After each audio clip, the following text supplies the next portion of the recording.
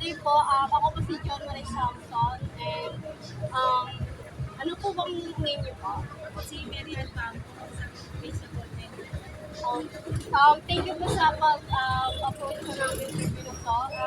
Gusto ko lang pong itanong, ano po ba sa tingin niyo ang mga dahilan or kinaharap ng mga magsasaka na gustong magtanim po ng mga organic na gulay? Ang siguro ang pagkilian dyan, hindi kasi alam ng mga tao kung anong klase ng dati sa inyo. Kaya yung tao hindi na paano nila na organic hindi nila na mas maganda ang sa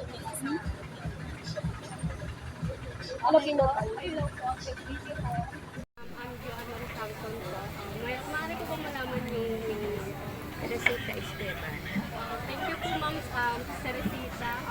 Nice ko lang po sanang tanong po. Ang tanong ko po, napansin niyo po ba na tumataas or bumababa yung demand po ng mga pagkain na or gulay or putas ng ano po, ginagamitan ng mga organics na fertilizer? Dito kasi halos ang talagang inaano ng chemical. Hindi ko lang alam kung saan nag-aano ng mga organic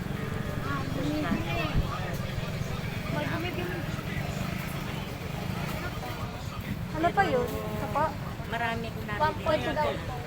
1/4 daw po na ganito. marami ko 1/4 po. na yun nga, yung organic. Saan tayo?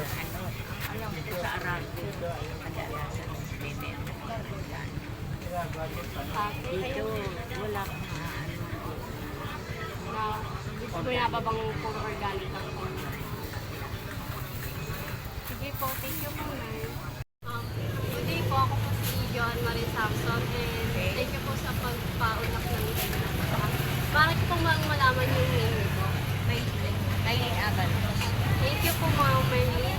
Gusto ko lang po itanong sa inyo, ano po sa tingin niyo ang mga dahilan na kinaharap ng mga magsasaka na gustong magtanim ng prutas at gulay na ano po, organic po siya, more on pure organic. Kumbaga, yung mga magsasaka po na ano, mga magtatanim ng mga organic na walang halong chemical, mga ganun.